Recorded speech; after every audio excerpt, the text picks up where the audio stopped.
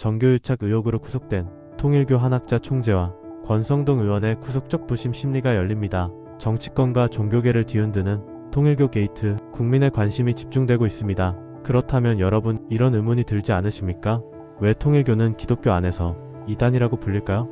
지금부터 초신자분들도 쉽게 이해할 수 있도록 차근차근 설명드리겠습니다. 제1장 성경 대신 다른 책, 통일교가 기독교 안에서 이단으로 불리는 첫 번째 이유, 바로 성경 대신 다른 책을 더 높이는 것 때문입니다. 성경은 기독교 신앙의 기초입니다. 우리가 믿는 하나님은 성경을 통해 자신을 나타내셨습니다. 창세기의 태초 이야기부터 요한계시록의 마지막 장까지 성경은 하나님의 구원 계획과 약속, 그리고 예수 그리스도의 십자가와 부활을 증거합니다. 그래서 기독교는 오직 성경이라는 원칙을 지켜왔습니다. 다시 말해 우리의 믿음과 행위의 기준은 언제나 성경이어야 한다는 것입니다. 그런데 통일교는 다릅니다.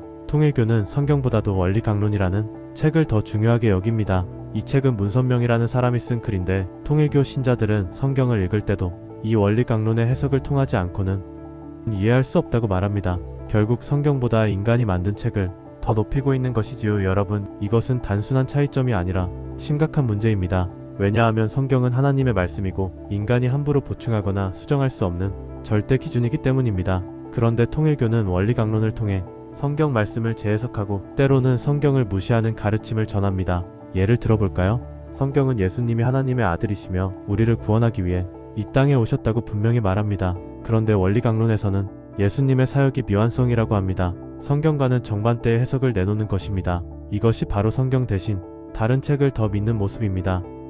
여기서 중요한 질문이 생깁니다. 왜 성경만으로는 부족하다고 생각할까요? 그것은 바로 교주를 높이고 새로운 권위를 만들어내기 위해서입니다. 만약 성경만으로 충분하다면 문선명이라는 사람은 특별할 것이 없습니다. 그러나 성경을 불완전하다고 말하고 그 빈자리를 채우는 책을 새롭게 내놓으면 사람들은 그 책과 그 저자를 따르게 됩니다. 이것은 아주 오래된 수법입니다. 성경 시대에도 사도 바울은 갈라디아서에서 이렇게 경고했습니다. 우리가 혹은 하늘로부터 온 천사라도 우리가 너희에게 전한 복음 외에 다른 복음을 전하면 저주를 받을지어다. 갈라디아서 1장 8절. 바울이 이렇게 강하게 말한 이유가 무엇일까요?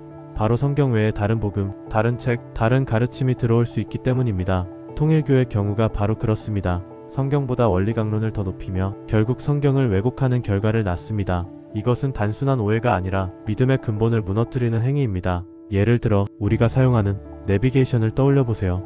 내비게이션의 지도 데이터가 정확해야 길을 제대로 찾을 수 있습니다. 그런데 누군가 자기 마음대로 지도를 고치고 새로운 길을 만들어서 이게 더 좋은 지도야 라고 한다면 어떻게 될까요?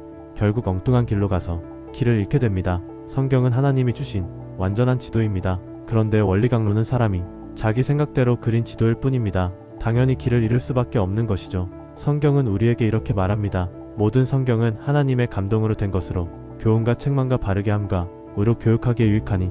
디모데후서 3장 16절. 성경은 하나님이 직접 주신 말씀입니다. 그래서 성경만으로 충분합니다. 더 보태거나 빼야 할 이유가 전혀 없습니다. 그런데 통일교는 마치 성경이 부족한 것처럼 말하면서 다른 책을 더 중요하게 붙잡게 합니다. 여러분, 이 점을 꼭 기억하세요. 성경을 부정하거나 성경 위에 다른 책을 얹는 순간 그것은 기독교가 아닙니다. 기독교는 성경 중심의 신앙이지 인간이 만든 책 중심의 신앙이 아닙니다. 정리해보겠습니다. 통일교가 이단인 첫 번째 이유는 바로 성경 대신 다른 책을 더 높이기 때문입니다. 성경은 완전한 하나님의 말씀인데 그 위에 인간의 글을 올려놓고 그걸 기준 삼아 신앙을 세우는 것은 결국 복음을 왜곡하는 행위입니다. 성경은 길이고 빛이고 진리입니다. 하지만 통일교는 다른 책을 내세워 사람들을 혼란스럽게 합니다. 사랑하는 여러분, 우리는 이단을 분별할 때 항상 이 기준을 기억해야 합니다. 성경을 있는 그대로 하나님의 말씀으로 믿는가, 아니면 다른 책이나 다른 가르침을 더 따르는가? 이 질문 하나만으로도 진짜 복음과 거짓 복음을 쉽게 구별할 수 있습니다. 제2장 예수님의 십자가를 실패라 하는 통일교.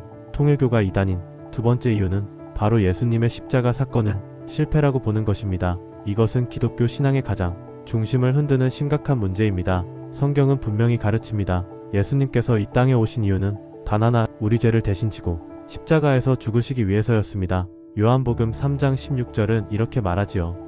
하나님이 세상을 이처럼 사랑하사 독생자를 주셨으니 이는 그를 믿는 자마다 멸망하지 않고 영생을 얻게 하려 하심이라. 예수님의 죽으심은 실수가 아니라 하나님의 구원 계획이었습니다. 사도 바울도 고린도전서에서 우리는 십자가에 못 박힌 그리스도를 전한다고 말했습니다. 십자가는 세상 사람들에게는 미련해 보이고 실패처럼 보일지 몰라도 우리에게는 하나님의 능력이며 구원의 길입니다. 그러나 통일교는 이렇게 말합니다. 예수님은 메시아로 오셨지만 십자가에서 죽은 것은 실패였다. 원래는 결혼하여 참된 혈통을 이어야 했는데 십자가에서 죽음으로 그 사명을 완성하지 못했다. 이 말은 단순히 해석의 차이가 아닙니다. 이 주장은 곧 예수님의 십자가 구속을 부정하는 것이고 기독교 신앙의 중심을 뿌리째 흔드는 가르침입니다. 만약 예수님의 십자가가 실패라면 지금 우리가 믿는 복음은 아무 의미가 없게 됩니다. 우리가 드리는 예배, 우리가 부르는 찬송, 우리가 누리는 구원, 그 모든 것이 헛것이 되어버리는 것이죠. 성경은 예수님의 십자가가 결코 실패가 아님을 분명히 증거합니다. 이사야 53장은 이미 예수님이 오시기 700년 전에 이렇게 예언했습니다. 그가 찔림은 우리의 허물 때문이요 그가 상함은 우리의 죄악 때문이라. 그가 징계를 받음으로 우리가 평화를 누리고 그가 채찍에 맞음으로 우리가 나음을 받았도다. 예수님도 십자가에 달리시기 전 제자들에게 여러 번 말씀하셨습니다. 인자가 많은 고난을 받고 장로들과 대제사장들과 서기관들에게 버림받으며 죽임을 당하고 사흘 만에 살아나야 하리라. 마가복음 8장 31절. 예수님은 십자가 죽음을 실패가 아닌 필수적인 사명으로 보셨습니다. 그리고 십자가 위에서 예수님은 마지막으로 이렇게 선언하셨습니다. 다 이루었다. 요한복음 19장 30절. 실패한 사람이 이런 말씀을 할 수 있겠습니까? 예수님의 십자가는 실패가 아니라 완전한 승리였습니다. 여러분, 농부가 밭에 씨를 뿌린다고 생각해 보십시오. 씨앗이 땅에 묻히면 겉으로 보기엔 죽은 것처럼 보입니다. 하지만 사실은 죽은 것이 아니라 새로운 생명을 준비하는 과정이지요. 예수님의 십자가도 마찬가지입니다. 겉으로는 죽음이고 실패처럼 보였지만 그것은 새로운 생명, 곧 부활의 영광을 준비하는 순간이었습니다. 십자가 없이는 부활도 없고 부활 없이는 구원도 없습니다. 그런데 통일교는 이 십자가의 의미를 거부하고 실패라 단정 짓습니다. 이는 씨앗이 땅에 떨어져 생명을 맺는 원리를 부정하는 것과 다르지 않습니다. 통일교가 예수님의 십자가를 실패라고 주장하는 이유는 결국 교주를 메시아로 세우기 위해서입니다. 예수님이 다 이루지 못했으니 문선명이 와서 완성한다. 이 논리를 세워야 문선명이 특별해지고 신격화될 수 있기 때문입니다. 하지만 이것은 사람을 높이는 것이지 하나님을 높이는 것이 아닙니다. 성경은 분명히 말합니다. 천하 사람 중에 구원을 받을 만한 다른 이름을 우리에게 주신 일이 없음이라. 사도행전 4장 12절. 예수님의 이름 외에는 구원의 길이 없습니다. 사랑하는 여러분, 통일교가 이단인 두 번째 이유는 바로 예수님의 십자가를 실패로 규정하기 때문입니다. 그러나 성경은 분명히 말합니다. 십자가는 실패가 아니라 하나님의 구원 계획의 완성입니다. 예수님이 십자가에서 흘리신 피로 우리의 죄가 사함을 받았고 그분의 부활로 영원한 생명이 열렸습니다. 우리는 이 사실을 굳게 붙들어야 합니다. 십자가는 패배가 아니라 승리입니다. 십자가는 수치가 아니라 영광입니다. 십자가는 실패가 아니라 완성입니다. 제3장 교주를 신격화하는 통일교. 통일교가 이단인 세 번째 이유. 그것은 바로 사람을 하나님처럼 높이고 교주를 신격화하는 것입니다. 기독교 신앙의 가장 중요한 고백은 무엇일까요? 바로 예수 그리스도만이 우리의 주님이시고 구세주라는 것입니다. 예수님은 하나님의 아들이시며 우리와 하나님 사이를 이어주는 유일한 중보자이십니다. 사도 바울은 디모데전서 2장 5절에서 이렇게 말했습니다. 하나님은 한 분이시요 또 하나님과 사람 사이에 중보도 한 분이시니 곧 사람이신 그리스도 예수라. 즉 예수님 말고는 누구도 하나님과 우리 사이에 설 수 없습니다. 그러나 통일교는 전혀 다른 주장을 합니다. 통일교는 문선명을 참아버지 그의 아내 한학자를 참어머니라고 부릅니다. 그리고 이렇게 가르칩니다. 인류는 참아버지와 참어머니를 통해서만 구원을 받을 수 있다. 이 두 분을 중심으로 새로운 혈통이 세워져야만 구원이 완성된다. 결국 통일교는 예수님이 아닌 문선명 부부를 메시아 자리에 세워버린 것입니다. 이것이 바로 신격화입니다. 사람을 하나님처럼 높이고 그들에게 절대적인 권위를 주는 것 말입니다. 여러분, 이것이 왜 위험할까요? 첫째, 예수님의 자리를 빼앗는 일이기 때문입니다. 둘째, 사람을 높이면 결국 그 사람의 말과 행동이 하나님의 말씀보다 더 중요해집니다. 그 결과 신자들은 성경보다 교주의 말에 더 귀 기울이고 하나님의 뜻보다 교주의 지시를 더 따르게 됩니다. 마치 황제가 신처럼 군림하던 시대를 떠올려 보십시오. 백성들이 진리보다 사람의 권력에 복종했을 때 결국 많은 부패와 비극이 일어나지 않았습니까? 통일교 역시 교주를 절대 권위자로 만들면서 성경을 떠나 잘못된 길을 걷게 된 것입니다. 성경은 이미 이런 일을 경고했습니다. 예수님께서도 마태복음 24장에서 이렇게 말씀하셨습니다. 거짓 그리스도들과 거짓 선지자들이 일어나 큰 표적과 기사를 보여할 수만 있으면 택하신 자들도 미혹하게 하리라. 또 사도 바울은 고린도후서 11장에서 사탄도 광명의 천사로 가장하나니 그의 일꾼들도 의의 일꾼으로 가장한다고 말했습니다. 즉 겉으로는 빛처럼 보이고 하나님을 따르는 것처럼 보여도 실제로는 사람을 따르게 만드는 미혹이 있다는 것입니다. 통일교의 교주 숭배는 바로 이 말씀과 정확히 들어맞습니다. 예수님 대신 다른 이를 메시아 자리에 세우는 것은 거짓 그리스도의 전형입니다. 여러분 병원에 갔다고 상상해 보십시오. 큰 수술을 앞두고 있는데 의사가 아닌 전혀 다른 사람이 나타나서 내가 당신을 수술해 줄 수 있다고 말한다면 어떻겠습니까? 그 사람을 믿고 수술대에 오른다면 생명이 위험해지겠지요.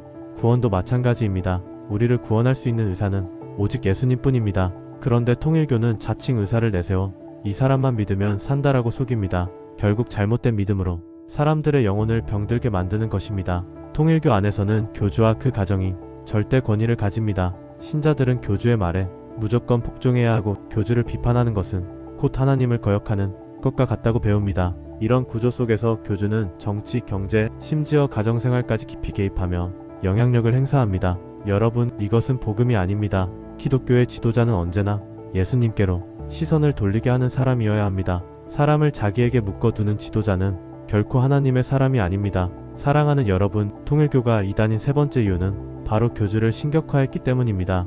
기독교 신앙은 오직 예수님만을 주님으로 고백합니다. 그런데 통일교는 사람을 하나님 자리에 세우고 그를 통해서만 구원이 이루어진다고 가르칩니다. 그러나 성경은 분명히 선언합니다.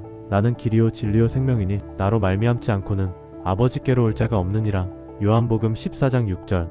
예수님 외에는 길이 없습니다. 예수님 외에는 진리가 없습니다. 예수님 외에는 생명이 없습니다. 사랑하는 여러분, 우리는 어떤 상황에서도 오직 예수님만 바라보아야 합니다. 사람이 아닌 주님만 의지하는 믿음이 참된 신앙입니다. 제사장, 결혼식으로 구원을 얻는다고 가르치는 통일교가 이단인 네 번째 이유는 바로 결혼식을 통해서만 구원을 얻는다고 가르치기 때문입니다. 이 교리는 축복 결혼식이라는 이름으로 전 세계에 퍼져나갔습니다. 그러나 이 가르침은 성경과 전혀 다르며 신앙의 본질을 심각하게 왜곡하는 것입니다. 통일교는 인간의 타락을 성적인 범죄로 해석합니다. 성경은 아담과 하와가 선악과를 따먹은 불순종의 사건으로 타락을 설명하지만 통일교는 이렇게 말합니다. 타락은 하와가 사탄과 부적절한 관계를 맺었기 때문에 일어난 것이다.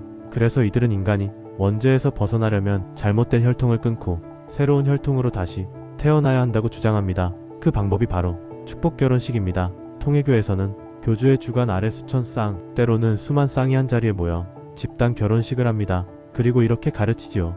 이 축복 결혼을 통해서 새로운 혈통이 이어지고 이로써 구원이 완성된다. 하지만 성경은 구원에 대해 전혀 다르게 말씀합니다. 에베소서 2장 8절에서 9절은 이렇게 말합니다. 너희는 그 은혜에 의하여 믿음으로 말미암아 구원을 받았으니 이것은 너희에게서 난 것이 아니요 하나님의 선물이라. 행위에서 난 것이 아니니 이는 누구든지 자랑하지 못하게 함이라.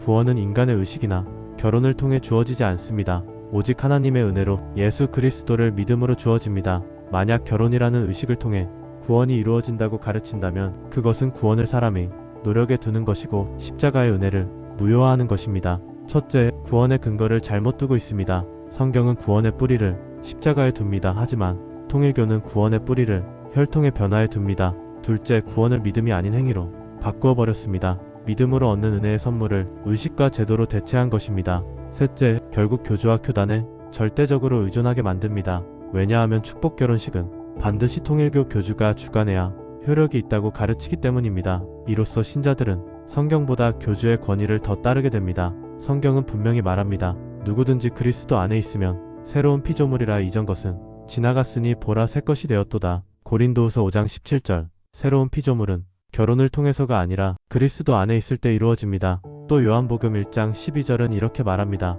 영접하는 자 곧 그 이름을 믿는 자들에게는 하나님의 자녀가 되는 권세를 주셨으니 하나님의 자녀가 되는 길은 축복 결혼식이 아니라 예수님의 이름을 믿는 믿음입니다. 여러분, 병원에서 수술을 받으러 갔다고 상상해보세요. 수술은 의사가 해야 하는데 간호사가 수술복만 입으면 저절로 나아요라고 말한다면 믿으시겠습니까? 겉모습만 바뀐다고 병이 낫는 게 아닙니다. 마찬가지로 겉으로 결혼식을 한다고 해서 죄가 사라지고 영혼이 새로워지지 않습니다. 죄를 고치실 수 있는 분은 오직 예수님뿐입니다. 결혼은 소중한 제도이지만 그것이 구원의 길은 아닙니다. 통일교가 이런 교리를 만든 이유는 결국 교단을 확장하고 교주를 더 높이기 위함입니다. 축복 결혼식을 통해 신자들의 삶을 완전히 통제할 수 있고 가정을 교주의 권위 아래 묶어둘 수 있기 때문입니다. 이런 방식은 성경적인 자유와 은혜의 복음을 왜곡하는 것입니다. 사랑하는 여러분, 통일교가 이단인 네 번째 이유는 바로 결혼을 통해 구원이 완성된다고 가르치기 때문입니다. 하지만 성경은 분명히 말합니다. 구원은 결혼으로 이루어지는 것이 아니라 예수 그리스도의 십자가와 부활을 믿는 믿음으로 주어집니다. 축복 결혼식은 사람들의 눈에는 화려하고 특별해 보일 수 있습니다. 그러나 그 안에는 구원의 능력이 없습니다. 구원의 능력은 오직 예수님의 피와 부활에 있습니다. 제5장 한국교회와 세계교회가 통일교를 이단으로 규정한 이유.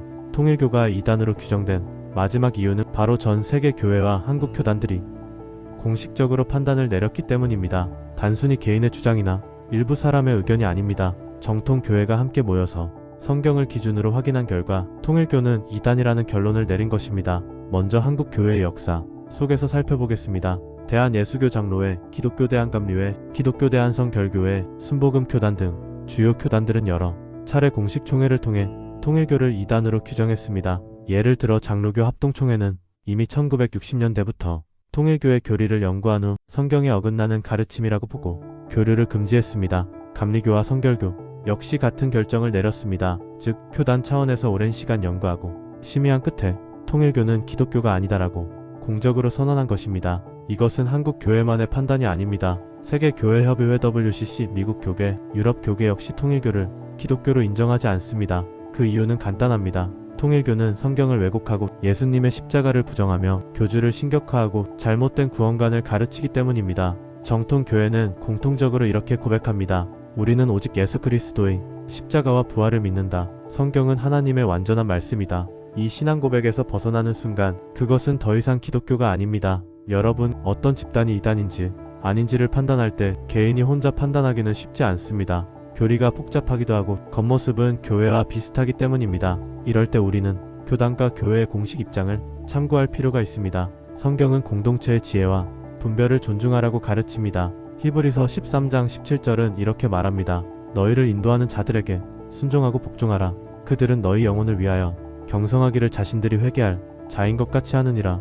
교회의 지도자들과 교단이 오랜 연구 끝에 내린 결정을 존중하는 것은 우리의 믿음을 지키는 중요한 방법입니다. 실제로 통일교는 여러 차례 사회적 문제를 일으켰습니다. 정치와 종교를 결합해 영향력을 확대하려 했고 경제적인 문제와 가정 파괴 사례들도 보고되었습니다. 많은 청년과 가정이 통일교에 들어갔다가 신앙과 삶이 무너지는 경우도 있었습니다. 이런 피해 사례들이 한국 교회에 큰 경각심을 주었습니다. 성경에서 벗어난 가르침은 반드시 열매로 드러난다. 결국 교단들은 신자들을 보호하기 위해 통일교를 분명히 이단이라고 규정한 것입니다. 여러분, 국가에서 위조 지폐가 발견되면 어떻게 할까요?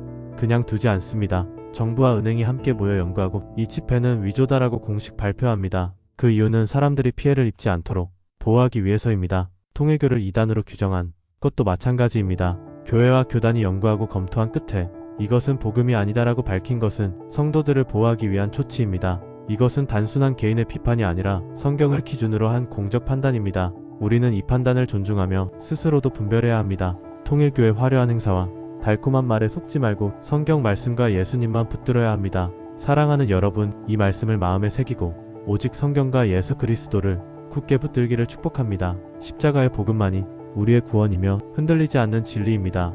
오늘 내용이 공감이 되셨다면 좋아요와 구독 꼭 눌러주십시오. 여러분의 작은 클릭 하나가 이 영상을 만드는 데 큰 힘이 됩니다. 함께 복음을 전하고 진리를 수호하는 길에 끝까지 동행해 주시길 바랍니다. 주님의 은혜와 평강이 여러분에게 가득하시길 축복합니다. 아멘.